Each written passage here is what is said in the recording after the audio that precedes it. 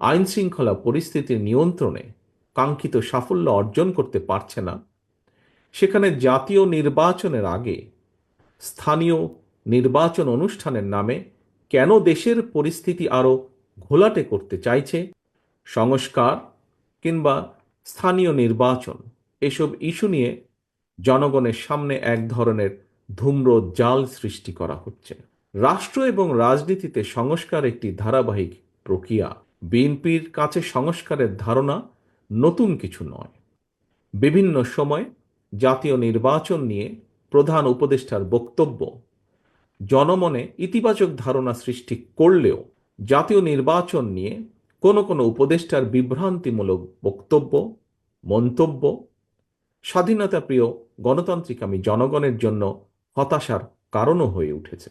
অন্তর্বর্তীকালীন সরকারের প্রতি বিএনপি সহ গণতন্ত্রের পক্ষের সকল রাজনৈতিক দলের নিঃশর্ত সমর্থন থাকলেও সরকার এখনও তাদের কর্মপরিকল্পনায় অগ্রাধিকার নির্ধারণ করতে পারছে না বলেই মনে হচ্ছে। সারা দেশে খুন, হত্যা, ধর্ষণ, চুরি, ছিনতাই, রাহাজানি বেড়েই চলেছে। বাজার সিন্ডিকেটের কবলে পড়ে নিত্য প্রয়োজনীয় দ্রব্যমূল্য নিয়ন্ত্রণহীন।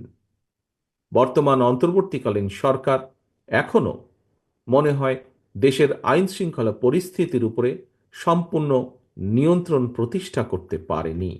সরকার যেখানে বাজার পরিস্থিতি কিংবা আইন শৃঙ্খলা পরিস্থিতির নিয়ন্ত্রণে কাঙ্ক্ষিত সাফল্য অর্জন করতে পারছে না, সেখানে জাতীয় নির্বাচনের আগে স্থানীয় নির্বাচন অনুষ্ঠানের নামে কেন দেশের পরিস্থিতি আরও ঘোলাটে করতে চাইছে, এটি জনগণের কাছে বোধগম্য নয়।